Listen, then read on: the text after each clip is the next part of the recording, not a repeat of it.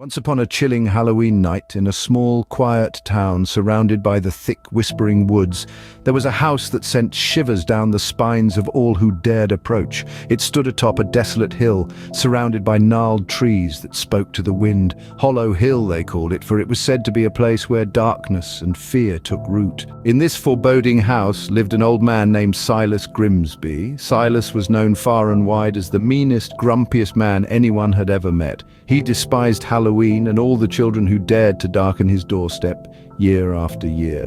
One fateful Halloween, a group of brave children decided to test their courage and conquer their fears. Their names were Emma, Jake, and Lily.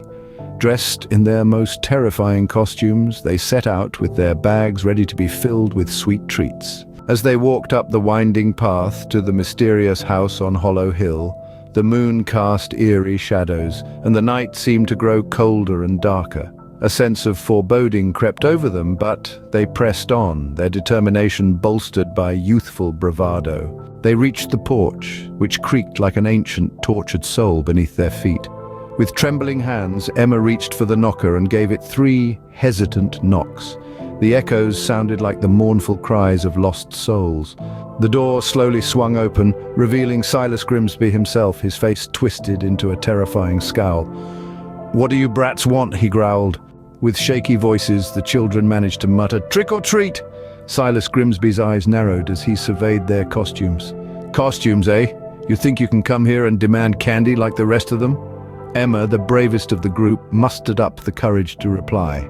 "We just thought we'd give it a try, sir."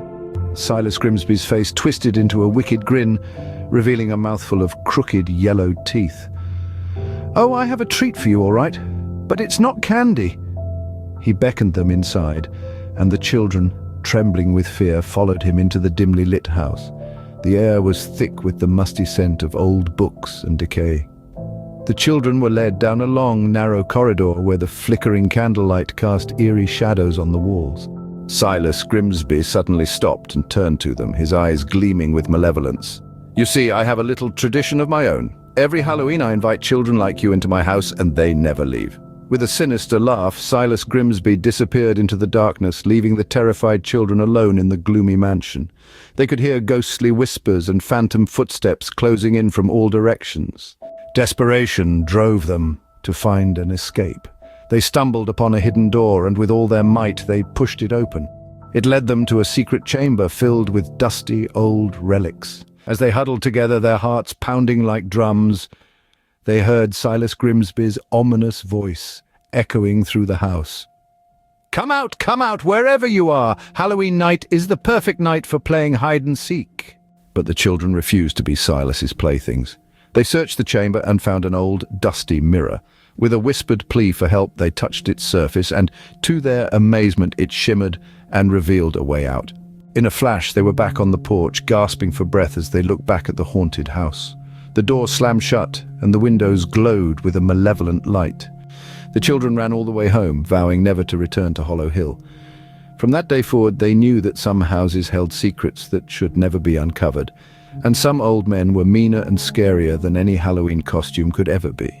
And the legend of Hollow Hill lived on as a chilling tale told by the townsfolk, warning all to stay far away on Halloween night.